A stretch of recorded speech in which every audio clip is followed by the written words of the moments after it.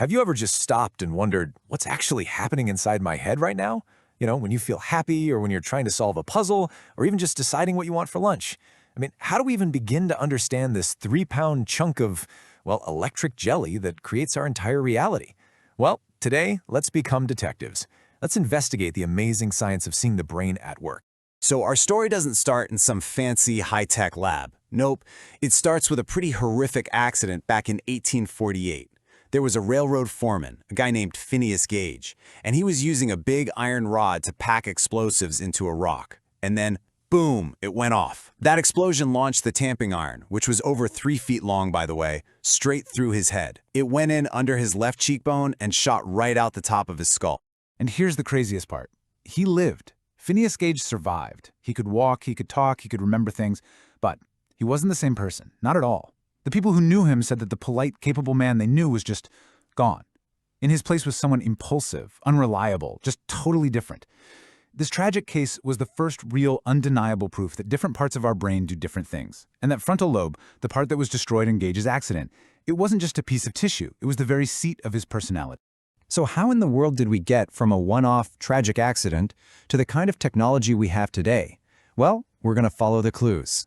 Here's our game plan. We'll start with Gage's story. Then we'll look at how scientists first mapped out the brain's blueprint. After that, we'll learn how to listen in on its electrical chatter, track its chemical signals, and finally, see it all in action with today's amazing tools to see how this all helps us solve real-world mysteries. You see, all the questions that came out of Phineas Gage's bizarre injury, well, they gave birth to a whole new field of science, a field completely dedicated to connecting our biology to our behavior. And that field is called Physiological Psychology. Now, the best way to think of it is like a bridge. It connects our mind to the physical matter of our body. It's really built on this one kind of radical idea.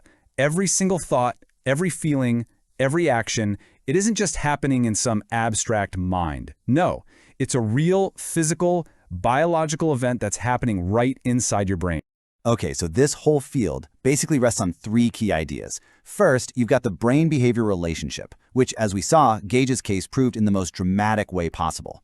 Second is this incredible idea called neuroplasticity, the fact that our brains aren't just fixed, they can physically change based on our experiences. And third is neurotransmission, basically figuring out the chemical language our brain cells use to talk to each other.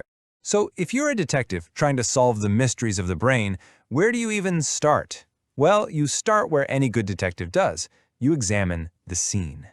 You need to understand the physical structure of the brain itself. You need a blueprint. And the very first tools in our detective kit are something called histological techniques. This is where scientists take brain tissue after someone has passed away, and they use these special dyes to see things that are totally invisible to the naked eye. It's literally like dusting for fingerprints, but on a cellular level. These stains let us see the structure with insane detail, but the big limitation, of course, is that we're looking at a static snapshot of a brain that's no longer alive. So let's look at 2 of the main staining methods. With what's called a Nissl stain, you can see all the cell bodies. It gives you a great sense of the whole neighborhood, how densely packed the cells are in one area. But then you have the Golgi stain, which is just incredible. It randomly lights up a few whole neurons, showing you the entire house and all the roads connecting to it. It's the difference between seeing a map of a city and getting a perfect, detailed picture of a single address. Okay, but blueprints are static, right? They're just a picture. To really solve this case, we need to know what's happening right now. We need to listen in on the brain's live conversations. We need to eavesdrop. And this is where something called Electroencephalography, or EEG for short, comes into play. It's a totally non-invasive way to listen in on the brain's chatter. You just place these electrodes on someone's scalp, and they can pick up the teeny-tiny electrical signals that are generated when millions of neurons fire together. Those signals get amplified, recorded, and what you get is a live readout of the brain's activity in the form of brainwaves. Now, the real superpower of EEG is its speed. It has what scientists call incredible temporal resolution, which is just a fancy way of saying it can measure brain activity down to the millisecond. So if you want to know exactly when something happens in the brain, like the precise moment you recognize a face, EEG is absolutely the tool for the job. But here's the thing. Electrical signals are only half the story. The brain isn't just a wiring diagram, it's also this incredibly complex chemical soup.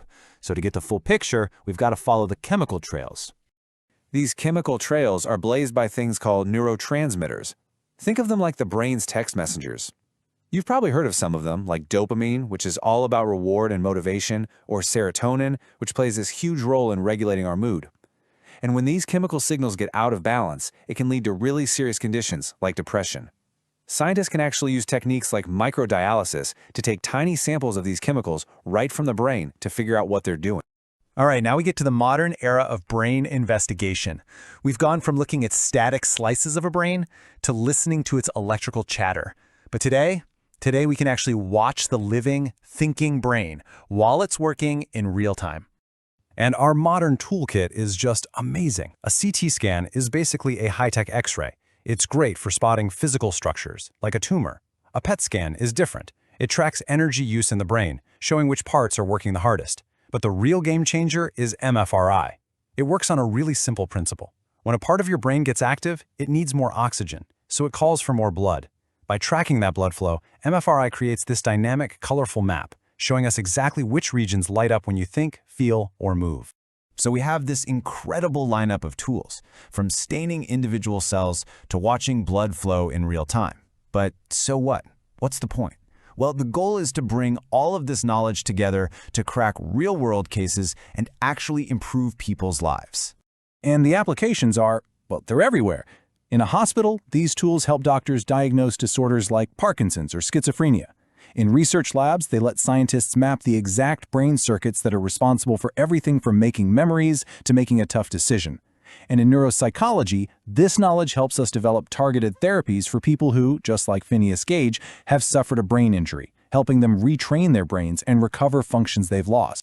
It's pretty incredible when you think about it. We've come such a long way from that single, tragic accident back in 1848. Our ability to peek inside the skull and decode the secrets of the brain is just growing exponentially. And that leaves us with a really profound question to think about. As these tools get even more powerful, as we get better and better at reading the brain, what is that going to mean for our understanding of who we are? And what will it mean for the very idea of a private, internal world that's all our own?